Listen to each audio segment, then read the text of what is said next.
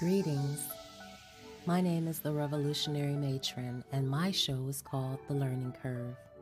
I broadcast on a network called KWAZ Radio.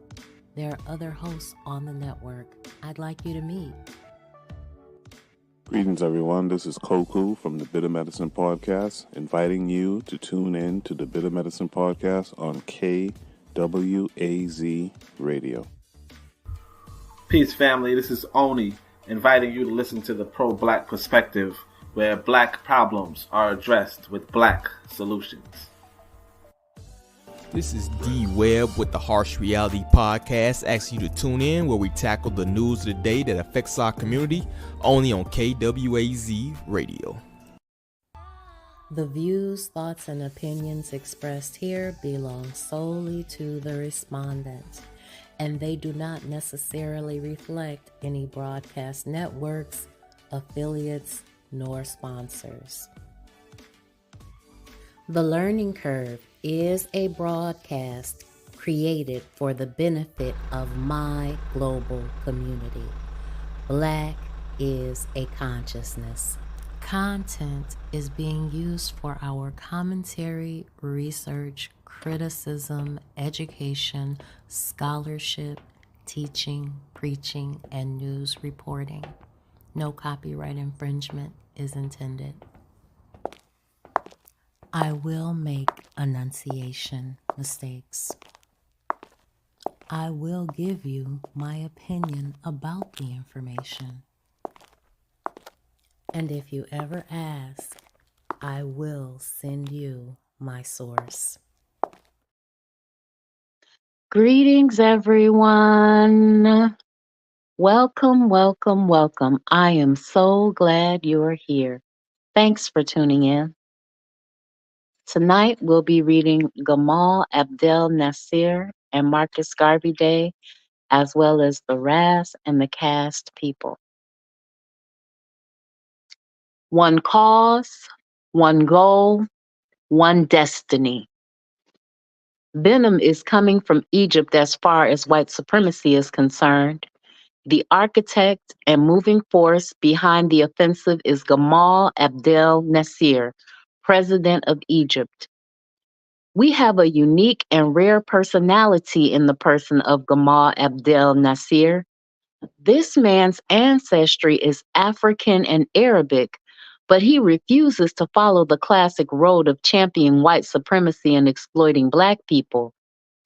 Nasser has made it clear that he is basically Egyptian, and Egypt's present population is predominantly Arabic. But his ancestry is predominantly African and traces it back to the pharaohs. He outlined the philosophy of his revolution as it pertains to the realities of today. Egypt is an integral part of Africa with a predominantly Arabic population, the majority of whom are Muslims.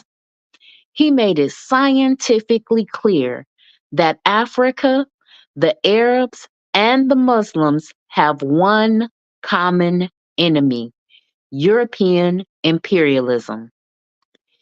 He made the freedom of Africa a major priority along with Arab unity and Muslim cooperation. So he was an Arab supremacist. The 500 million Africans, the 100 million Arabs, and the 900 million Muslims would organize to get rid of the common enemy, European imperialism. This would be accomplished by reclaiming 12.5 million square miles for the Africans and uniting Arabs to retrieve the Arabian Peninsula.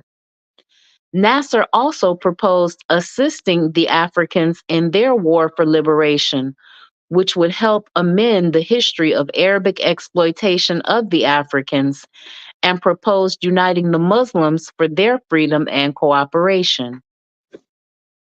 Obtaining the inexhaustible wealth of raw materials and natural resources of Africa, the oil of the Arabs, and the natural resources of the Muslim world would be the goals of the revolution. Greetings, Pro-Black Perspective, KW Don 7 and Bitter Medicine Podcast. I'm so glad you're here. Africans must be aroused and mobilized to reclaim their natural resources and raw materials for themselves and use them as a means to rid themselves of European influence, support, and control. Nasser has built Radio Cairo and Radio Free Africa, where Africans from all over Africa, East, West, North, and South, broadcast to their people in their native languages. They make statements such as drive the white dogs out, Africa for the Africans, and all whites are the enemy. Nasser telling the Arabs that they have their oil as a weapon against European imperialism and as a means of establishing economic independence and raising their standard of living. Again, you see how obtaining an economy is the primary focus of any people? He also told the Arabs to quit assisting European imperialism in its exploitation of Africans.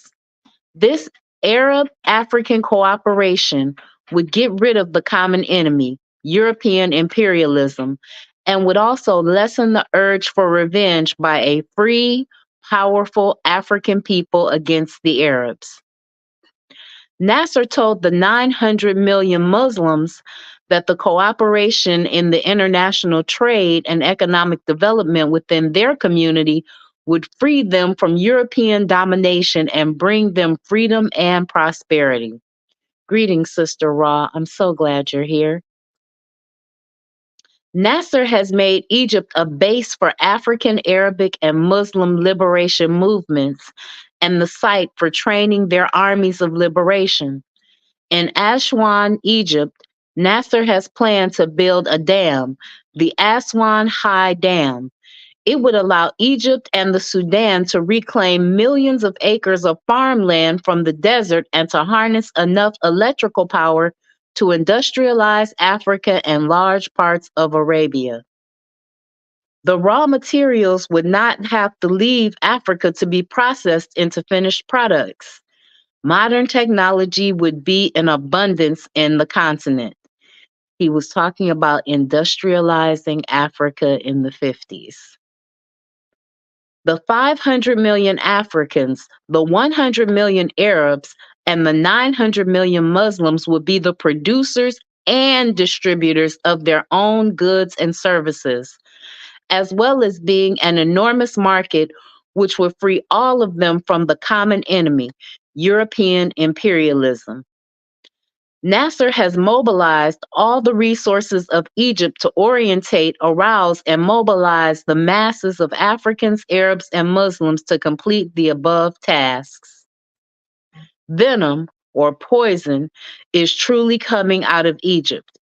If the whites don't get out of the African, Arabian, and Muslim worlds, they will surely die from this venom. Nasser is the man of the hour in Africa, Arabia, and the Muslim world. Many of you are skeptical, self-imposed critics, and outright disruptionists trying to make an issue of my respect for Gamal Nasser, the president of Egypt, who is an Arab and a Muslim. Questions come especially from those knowing I am an atheist and an Orthodox African nationalist. What I know is that as Negroes, none of you can honestly fathom nor afford to admit that what I am scientifically saying. Therefore, I will surmise to say that Nasser is the most positive force on the African continent. He has his priorities right for his people. He has the right focus on freedom and independence for the African, the Arabian, and the Muslim worlds. He has the Egyptian people, the Arab masses, and the African nationalists behind him. My views on religion and alien culture are well known by those of you who are acquainted with me. All people have their own religion. Although most preach that they do not believe in idolatry, all of them practice it. The Chinese believed in Buddha. And as you look at the Buddha they worship, his physical presentation is a fat-bellied Chinaman. The Japanese believe in Shintoism, which is a spirit that lives in their emperor, a Japanese. The East Indians believe in three gods, Brahma, Vishnu, and Shiva, three East Indians. The Arabs believe in a god, Allah, through Muhammad, an Arab. The Jews believe in a god, Jehovah, all through Moses, a Jew. The European believes in a god, Jehovah, through a European. All the above people believe in a God whose physical representation resembles the masses of their people. But when you inquire into the Africans as Negroes' God, you look at the features of the mass of Africans practicing Negroism, you see a woolly head, full lips, broad nose, dark complexion people believing in a God with dead hair, long hooked nose, no lips, caved mouth, and white skin. The Africans who are Muslims get a kick out of my statements thinking that this is an expose on white Jesus. However, this applies for all religions that perpetuate the myth of white supremacy and the fallacy of divine adjudication. We know that the Arabs have shown by their record as slave traders that they would gladly exploit Black people and Africa. They are currently doing so through Mohammedanism. We know that the idea of God was conceived by man, hence, man made God, and brotherhood among men is only possible between members of one given race.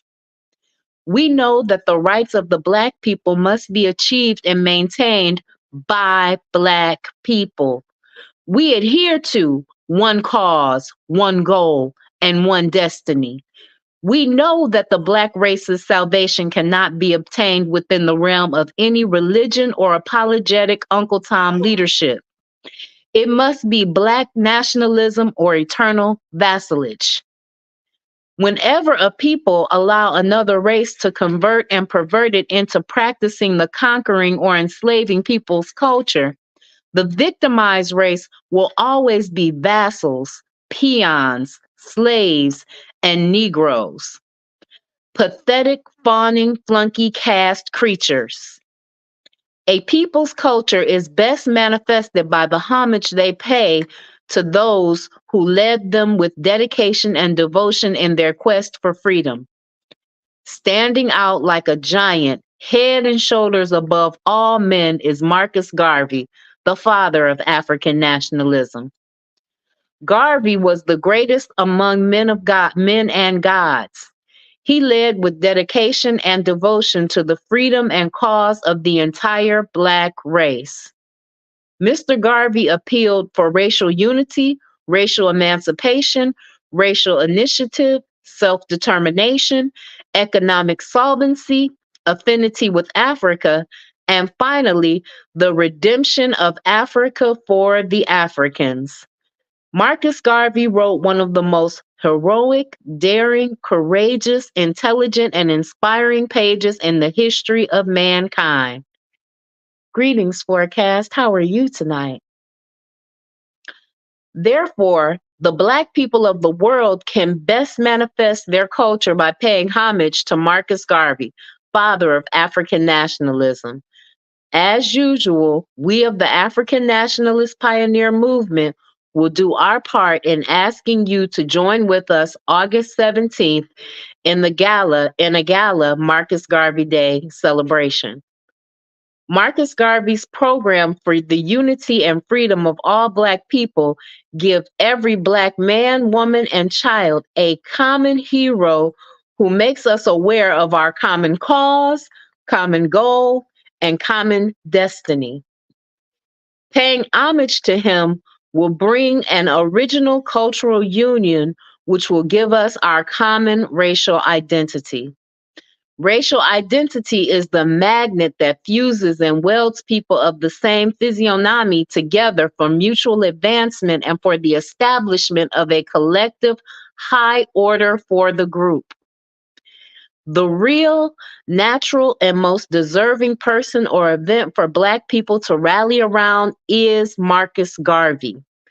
His life, efforts, deeds, doctrines, accomplishments, and most of his dedication and devotion to the freedom and cause of every Black man, woman, and child is commendable. The Marcus Garvey Day celebration has major significance. Every phase of it, the parade, eulogy, beauty contest, raffle, show, dance, has a definite and positive purpose to serve. The parade is the Black People's Parade. No other racial or ethnic group can participate. At the head of the event is a giant life-size picture of Marcus Garvey mounted on a vehicle. Next in line are the Tashakas and the officers of the African Nationalist Legion. A marching band follows. It will be one that knows the Ethiopian anthem, as we always begin with the Ethiopian anthem. The main body of the African Legion is next and is followed by a marching band.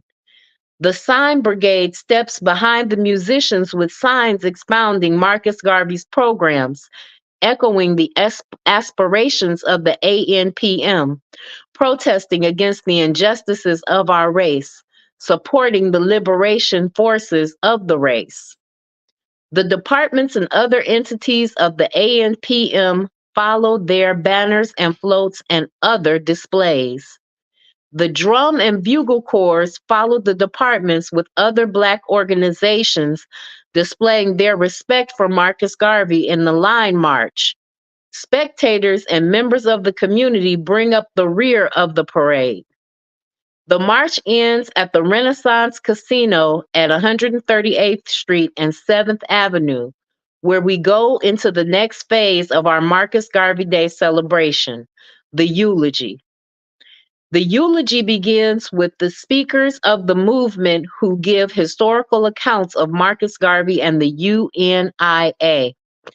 Residents from the local community who share our respect for Marcus Garvey will deliver their homages. The highlight speaker, usually a national or international character sharing our respect for the leader, gives honor to Marcus Garvey. The next phase of the Marcus Garvey Day celebration is the Miss National Standard of Beauty contest. This is a unique and rare contest designed to help restore pride and self-confidence into a heavily inferior-minded Black woman who falsely believes that the white woman is more beautiful than she is. This beauty contest is also designed to break and discontinue the nearly 400-year-old habit of Black people viewing the white woman as the object of feminine beauty. The beauty contest declares to the world that as far as we are concerned, beauty is incarnate in the physical likeness of people and things that are of our race and heritage. We deny all standards of beauty that do not represent the vibrant characteristics of the African race. The show and dance is another phase of the Marcus Garvey Day celebration. We will have 3 bands. 1, a United States band playing the music primarily of the Black people in the USA. 2, a West Indian band playing the music of the Black people of the West Indies. 3, an African continent band playing the music of Black people in the continent of Africa. This is augmented with Black drummers and dancers performing in an African motif. The African Legion will pass in review. We will then perform an African wedding between one of the Legionnaires and his lovely African maiden. At music and dancing will separate the eulogy, beauty contest, show, and raffle. A raffle is another phase of the Marcus Garvey Day celebration. It allows everyone to participate in the Marcus Garvey Day celebration with the hope of winning a prize and sharing the surprise during the drawing. The raffle also symbolizes our situation here in America. Although the odds are against us, we can take a chance and win. but we must take that chance. There is a really grand raffle this year. Our first prize is a 1956 Cadillac, a cast man's dream. The second prize will be cash money, which all of us can use. And the third prize is a basket of cheer. I always insist that the winner of the basket of cheer share the bull's gin with me, you know. It is like sharing the spirits, the only spirits that I know. We then dance until the houseman blinks the lights. Then you know that the party is over and we must get our hats, caps, and wraps because it's time to go. One cause, one goal, one destiny.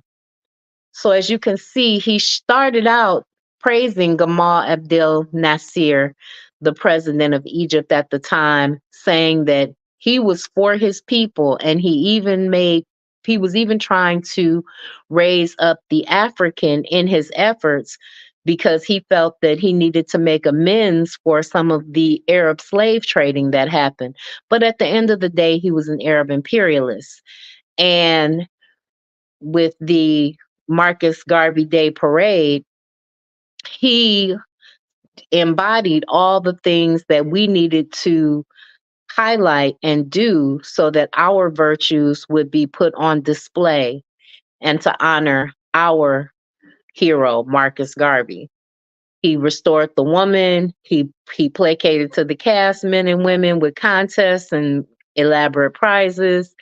He had alcohol and booze. So he organized the day so that it had a natural order of things with the African National Legion there raising up standards so that people would know what they were celebrating and why they were celebrating it. And lastly, for tonight, Ras and the cast. One cause, one goal, one destiny. On January 1st, we held a Gala Freedom Day celebration, as we do every January 1st. The African Freedom Day celebration is a day we set aside to extol the feats and accomplishments of Black people and nations whose efforts brought about independence to Black people throughout the world. We are extremely elated over this January 1st because the Sudan became a sovereign state on that day. On January 1st, 1956, the Sudanese people assembled in Khartoum and proclaimed their independence. This proclamation made Sudan the youngest nation today, although Sudanese history shows that it is perhaps one of the oldest nations in recorded history. I have written an article, Freedom for the Sudan, for the next issue of the Street Speaker magazine. It provides a detailed background of the Sudan and also the aristocracy and contributions and excellence of our African origin. The article is supplemented with the picture of Syed Ismail El Azhari on the cover. Syed Ismail El Azhari is the most dominant figure in the political stage in Sudan.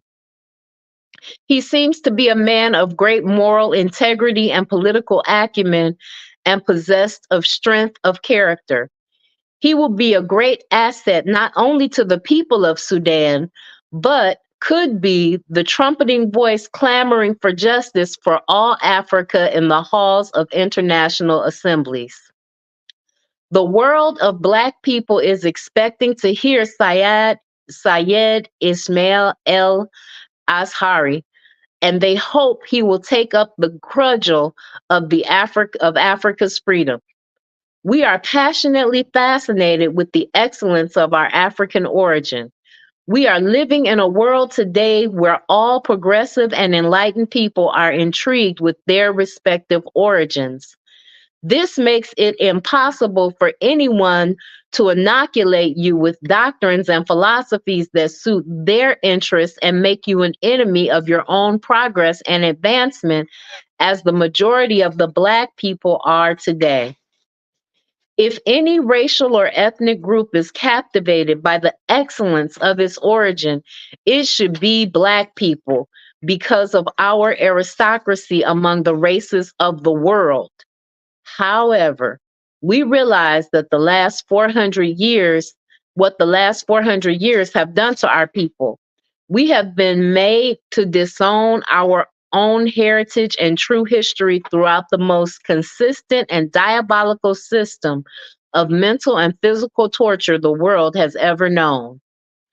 The Christian church was called upon to destroy the African mind in America.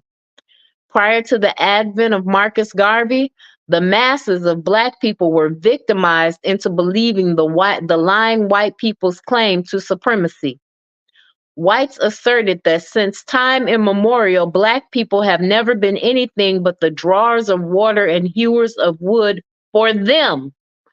They insisted that Black people in America were a lazy, good-for-nothing race suited only to be porters and scrub women. Africa is portrayed as a vast jungle, swamp land and desert where fierce savages live.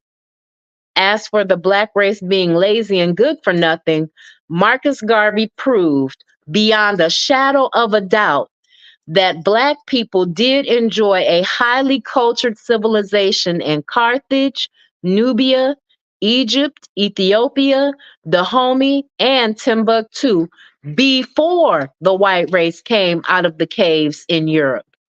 This was before they stopped eating the flesh of their dead relatives and using the skulls of their conquered dead for utensils. Black men and women were navigating the 7 seas, weaving cloth, practicing agriculture, writing calendars, smelting iron, building beautiful cities, embalming the dead, sculpting their images in stone, and building pyramids in Africa. It has been the devout and sacred duty of white people to wipe out the Black race's knowledge of themselves and make them a subservient caste creature. By being passionately fascinated with the excellence of our African origin, the lying propaganda of white people will only expose whites for what they really are: a bunch of land-grabbing, people-enslaving, pathological liars, and homicidal maniacs who rule the world through lies, terror, murder, and exploitation. The best description of the white man that I heard was given by Ross the Murderer. Ross the Murderer was one of many Black men who had organizations supporting the Ethiopian cause during the Italian-Ethiopia War of the 1930s. All the men were named Ras, the Ethiopian word for prince. Ras the killer, Ras the assassin, Ras the murderer. Ras the Murderer and his version of the beginning of the white man greatly disturbed the white authorities. They watched Ras the Murderer very closely. Ras the Murderer kept his act very clean, but one day he spat on the sidewalk and the authorities arrested him for committing this crime. The forecast wants to know, did they stop eating dead people or being cannibals? I don't think that they did. Caucasoids, the aliens here to take over and destroy the original people of this planet, overstand. Absolutely. When they brought Ras the Murderer before the judge, who became very bellicose, said, "So you are Ras the Murderer. Who did you murder?" Ras the Murderer answered, "Lying white propaganda about Black people." The judge retorted, "I hear you give speeches in Harlem mainly about the beginning of white people in a very vulgar way." Ras the Murderer replied, "I'll give you my personal version so that you can have the right account. It goes like this. A ball of pus wrapped in fur came rolling around down the Caucasus Mountains and abandoned on the banks of the Caspian Sea. I looked in it, and lo and behold, there was a white man. The judge turned blood red in the face and hollered, 6 months. There is not a foul name that you can call a white man or a heinous crime you can accuse him of that adequately describes him and his guilt. If you call him a murderer, you only need refer to the American Indian and the African Bushman. If you call him a kidnapper and enslaver, you only need to refer to yourself. If you call him a rapist, you only need to refer to Eurasia, the Middle East, and yourself. The cracker has bastardized 2/3 of the world. If you call him a land grabber, you only need to refer to Africa, Australia. You only need to refer to Africa, Australia, and the Middle East. If you call him a liar, you only need to refer to his constitution and his treaties with non-white people, his holy books, his history books, his media, and his every form of expression. The white man is a very astute liar, murderer, cheater. These are all traits of his culture patterns. Marcus Garvey wrote his lengthiest poem describing the traits and behavior of white people. The poem, The White Man, His Vanity Fair, starts, lying and cheating are the white man's game. Murdering, butchering, and killing brought him fame. The white man is a natural homicidal maniac and pathological liar. Those Black people whose minds have been destroyed by white people and have been inoculated with white psychology and white propaganda cannot be passionately fascinated with the excellence of their African origin. In fact, they have been made ashamed of their African ancestry and everything pertaining to it. The constant application of African nationalism upon the slave mentality of Black people will ultimately bring a change. The present day Black people are manufactured wrongos and will have to remanufacture them back to their normal state. We have to remove the minds of Black people from white influence and control and make them aware of their true legacy and heritage before they can become passionately fascinated with the excellence of their African origin. The non-white people all over the world are becoming passionately fascinated with the excellence of their respective origins, and they are determined to remove alien influence and control from them. The exploitation and degradation practiced by white people all over the Black, brown, and yellow people over the last 300 years have caused the majority races to unite and rid themselves of white people. In the 1920s, Marcus Garvey asked the white race, "Are you crazy? Are you blind? Do you think that you can stop the forces of Africa and Asia combined?" And here we have, in 1956, in the little Indonesian town of Bandung, 29 nations representing over 1,300,000,000 people of the colored races. They met to design the organic structure of a new world order. The delegates representing the oppressed of the current world order, as manifested by white colonialism and communist imperialism, with their accompanying evils of poverty, war, turmoil, and ideological subversion, found common ground and achieved united action despite the differences of race, language, culture, and religion. I have written an article entitled Bandung and the New World Order: Colored Races Organized to Crush White Supremacy. This article will give you a more detailed breakdown of the Bandung Conference. At the Bandung Conference, every race was invited but the white race and the American-born Black man. They are beginning to exclude you from the colored world to lump you in with the white man whom colored races are plotting to destroy. It started with the Chinamen in Korea. Heretofore, the colored race felt sorry for the Negro, although they sometimes found him fighting for them, for the whites. The Chinaman is reputed to say, "We don't have anything against you black people, but every time someone starts fighting the white man for his freedom, he looks and sees you coming at him with a gun in your hand to kill him for the white man. I cannot feel sorry for you. I will have to wash you away." And that is what happened in Korea.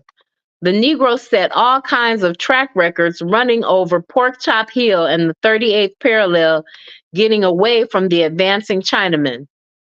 In that regard, you have a bad record of fighting the white man's battle.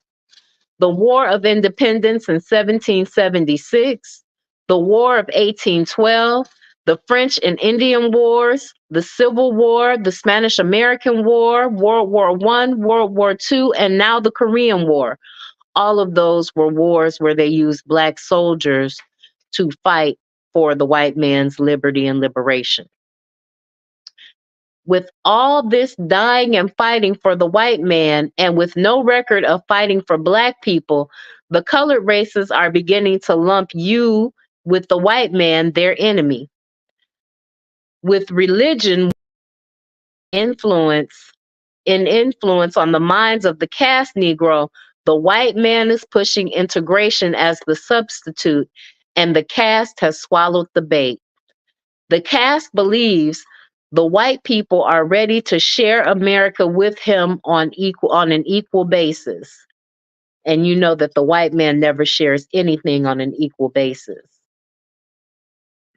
The forecast says, unfortunately, no Asians or no people of color was on our side against them. We can only organize with ourselves. Absolutely.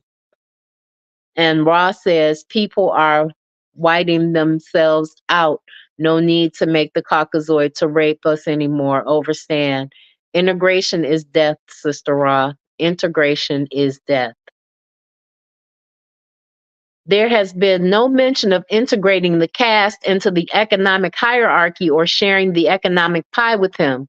Yet the native caste believes that the white man considers him as his equal and begins socializing with the caste on equal terms. Can you imagine this economic serf of a caste here in Harlem conducting equal social relationship with Rockefeller in Scarsdale? Rockefeller invites the caste to dinner. He sends his chauffeur-driven limousine to the caste and drives him to Rockefeller's mansion upstate. The caste is then led into a 21-room mansion with a living room and dining room bigger than the caste apartment. The caste sits down to a 21-course meal from soup to nuts. After the meal, the caste is led to the living room and given a $2 cigar and some of the finest and most expensive liquor in the world to wash the meal down. The caste is put back into the limousine and driven back to his house in Harlem. By the laws or reciprocity, the caste must now invite Rockefeller to dinner. Rockefeller has to take a train to New York and then a subway to Harlem, where he gets off on 135th Street and 8th Avenue. He then walks 2 blocks south and 3 blocks east and goes to the basement and rings 2.5 doorbells. At this time, the caste invites Rockefeller into his 1-room basement house to give him a milk box to sit on and offers Rockefeller a plate of pigtails and rice.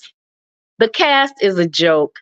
He is the laughing stock of the entire world and the willing, dedicated, fawning flunky of white people. Greetings, Anthony McPhail. How are you tonight? This is why you were not invited to the Bandung conference. Nobody takes you seriously. You are the circus clown of white society. The caste is always doing something foolish. Although he was not invited, Adam Clayton Powell Jr., the big-time caste politician and preacher, went anyway. Powell arrived at the airport in Bandung and nobody of importance met him. He tried to enter the foreign ministers' meeting at Bandung. They stopped him at the door and told him that this was a meeting for foreign ministers of nations, not for ministers of gospel or devilment. So they took Powell to a rural elementary school to address a sixth grade class, which was more fitting to his status. As Powell began concluding his speech to the class, a young Indonesian girl asked him what race did he belong to. Powell said, "The Negroes," and began his old grandfather tale. The children burst out in laughter and ran out of the class. The member nations of the Bandung Conference concluded they might as well invite the white man himself if they invited caste Negroes, because the caste would come back and tell the white man everything that happened.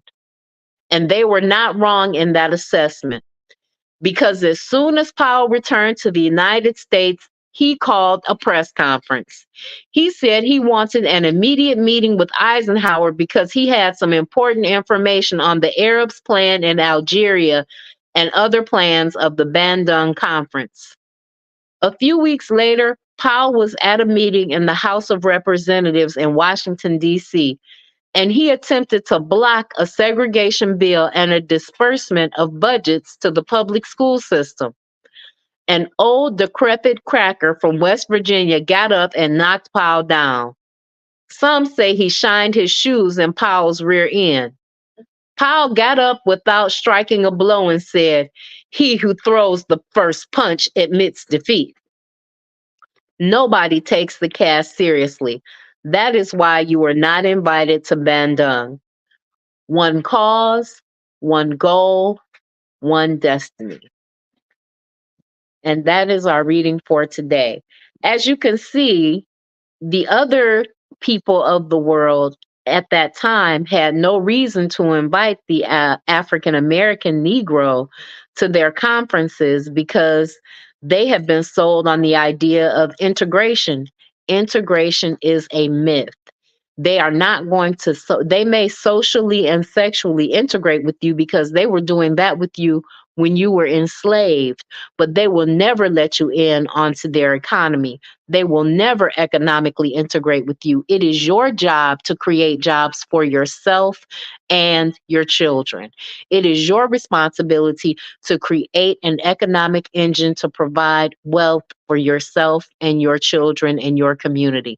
It is your job to open beauty salons and barbers and to educate your children so that they can become the doctors and dentists that are allowed to patronize, that Black people are allowed to patronize. It is your job to feed yourself, to purify your own water. It is your job to do that for yourself and your future generations.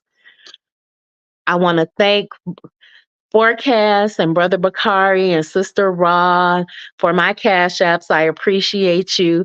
I appreciate each and every one of you for tuning in. I want to say thank you to the Bitter Medicine Podcast, Koku, the Forecast, Anthony McPhail, Sister Ra, the Pro-Black Perspectives, Oni, and KW Don 7, and anyone else I might have missed. If I did not say your name, charge it to my head and not my heart, because you know you are my people. And remember, every single thing that touches your life, whether it is religious, social, or political, must be an instrument of your liberation, or you must throw it into the ash can of history. Peace, fam. See you Monday.